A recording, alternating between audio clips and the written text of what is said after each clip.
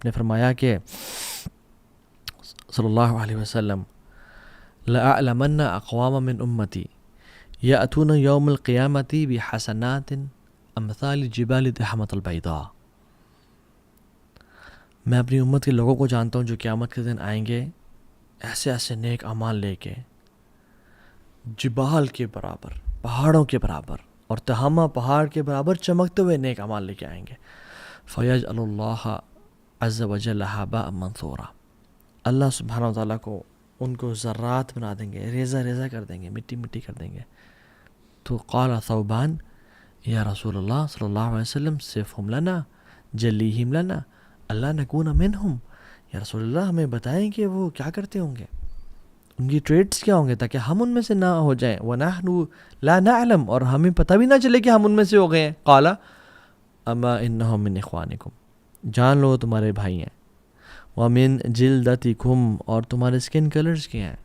وَيَأْخُذُونَ مِنَ اللَّيْلِ كَمَا تَأْخُذُونَ، اور رات کو جو تم قیام اللیل کرتے ہو وہ بھی قیام اللیل کرتے ہیں. بالکل ہی گئے گزرے نہیں، بالکل ہی لفنٹر نہیں ہے، ان میں کچھ نہ کچھ ایک تڑپ ہے کہ ہم نے عبادت کرنی ہے. وَلَكِنَّهُمْ أَقْوَامٌ إِذَا خَلَوْا بِمَحَارِمِ اللَّهِ انتهكوها. لیکن یہ وہ لوگ ہیں کہ جب اپنی تنہائیوں میں ہوتے ہیں اپنے اللہ کی حدود کو پامال کرتے ہیں، اللہ کی لیمٹ سے کراس کرتے ہیں، اللہ تعالیٰ ان کے تمام اعمال برباد کر دیں گے.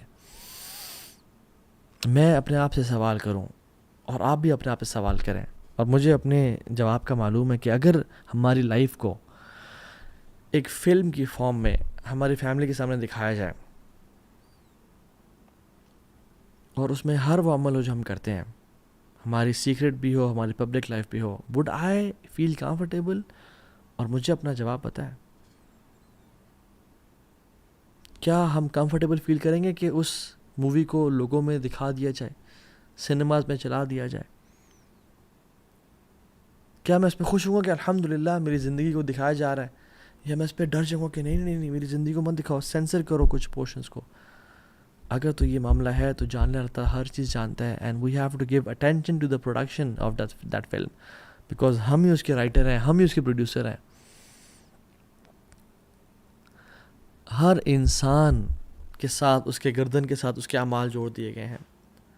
وَنُخْرِجُ لَهُ یوم القیامت کتابا یلقاہ منشورا، اور قیامت کے دن اس کی کتاب اوپن پڑی ہوگی، سامنے کھلی پڑی ہوگی. اللہ تعالیٰ کہیں گے پڑھو اپنی کتاب کو، اقرا کتابک کفا بنفسک الیوم علیک حسیبا، آج تم اپنا حساب کرنے کے لیے کافی ہو، پڑھو اپنی اس کتاب کو. تم جان لو کہ یہ تم نے کیا کیا کرتوت کر کے آئے ہو. اور اس دن اللہ کی ذات ہوگی اور ہم ہوں گے، اور اپنی کتاب کو انسانیت کے سامنے، آدم سے لے کے آخری انسان تک ہمیں پڑھنا پڑے گا. کیا کریں گے؟ اور یاد رکھیں چوتھی ٹپ، جو لوگ تھے نا مراقبہ والے، ان کے واقعات کو پڑھیں، ان کے لائف سٹوریز کو پڑھیں کہ انہوں نے کس طرح سے بچایا اپنے آپ کو. امام غزالی رحمہ اپنی کتاب میں احیاء علوم الدین میں لکھتے ہیں کہ عبداللہ بن دینار عمر بن خطاب کے ساتھ سفر کر رہے تھے. کچھ روایت میں عبداللہ بن عمر کا ذکر بھی آتا ہے، لیکن جو زیادہ اوتھینٹک ہے وہ ہے عبداللہ بن عمر کے ساتھ سفر کر رہے تھے مکہ کی طرف. تو عمر بن خطاب نے ایک شخص سے کہا کہ رات پڑاؤ ڈالا، لیٹ ہو گئے. ایک شخص چرواہا گزرا تو کہا کہ ہمیں بکری دے دو، ہمیں تمہیں پرچیز کرنی تم سے. اس نے کہا کہ نہیں نہیں مملوک، میں تو غلام ہوں، یہ بکریاں کسی اور کی ہیں. تو اس نے کہا، عمر بن خطاب نے اس کو ٹیسٹ کرنا چاہا، اس کا مراقبہ کیسا ہے، اس کے دل میں اللہ کی حیا کیسی ہے. انہوں نے کہا کہ دے دو ہمیں، اور مالک کو بولنا کہ بھیڑیا کھا گیا، کچھ پیسے ہم سے لے لو، اپنے پاس رکھ لو، اور مالک کو کہنا کہ بھیڑیا کھا گیا. After all accidents happen. تو اس نے جواب دیا، اور یہ جواب واللہ ہماری زندگی میں کافی ہمارے لیے کہتا ہے فَمَاذَا أَقُولُ لِلَّهِ، اپنے مالک کو تو میں کہہ دوں گا اس کو بھیڑیا کھا گیا، مگر میں اللہ کو کیا جواب دوں گا جا کے؟ کل کو مجھے اللہ کے سامنے کھڑا ہونا ہے. عمر بن خطاب بہت خوش ہوئے اس انسان سے اور اس کو پریز کیا، اور اگلے ہی دن اس مالک کے پاس گئے، اسے غلام خرید لیا اور اس کو آزاد کر دیا. اور کچھ روایت جن میں اگرچہ کلام ہے، یہ آتا ہے کہ اس کی بھیڑ بکریاں بھی جتنی تھی ساری خرید لیں اور اس بندے کو گفٹ کر دیں، اور کہا کہ تمہارا گفٹ ہے یہ. اور پھر اسے کہا هذه الکلمہ اعتقدک فی الدنیا، اس کلمے نے تجھے دنیا میں آزاد کر دیا، وارجو ان تعتقک یوم القیامہ، اور میں اللہ سے امید کرتا ہوں کہ تجھے یہ جو کلمہ ہے نا قیامت کے دن بھی جہنم کی آگ سے آزاد کر دے گا، کیونکہ یہ کلمہ اتنا اسپیشل ہے کہ میں اپنے رب کو کیا جواب دوں گا۔ ربیعہ بن خزیم ایک تابعی ہیں اور بڑے نیک انسان، عابد، زاہد، صوام، قوام۔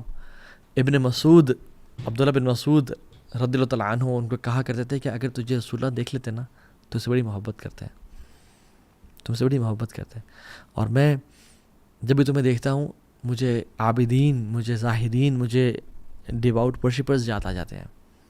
تو ان کے جو دوست تھے ربیعہ بن خزیم کے، وہ جلس ہوئے ان کے سٹیٹس اور مقام مرتبہ سے، انہوں نے کہا کہ کیا کریں؟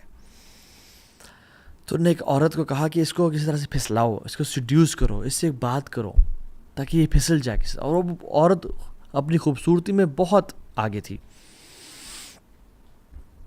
تو وہ شخص جب گزرے تھے بازار سے تو اس عورت نے نقاب کیا ہوا تھا، تو جیسے ہی وہ آ رہے تھے تو اپنا نقاب اتار دیا، تو ربیعہ بن خزیم رونے شروع ہو گئے۔ تو اس نے کہا آپ رو کیوں رہے ہیں؟ کہتے ہیں کہ مجھے افسوس ہو رہا ہے کہ اتنی جو اللہ نے تجھے خوبصورتی دی ہے، بجائے کہ تو اس کو چھپائے تو اپنے آپ کو دکھا کے اور اپنی حیا کو تار تار کر کے اس چہرے کو جہنم کے شعلوں میں سے ایک شعلہ اور جہنم میں ایک آگ کی طرح اس کو بھون دیا جائے گا اس چہرے کو۔ اور پھر اس نے اپنا چہرہ ڈھانپا اور چلی گئی روتے روتے، اور وہ ایک عابدہ اور زاہدہ بن گئی اور عبادت گزار عورت بن گئی۔ تو یہ واقعات پڑھیں ان کو۔ اب ایک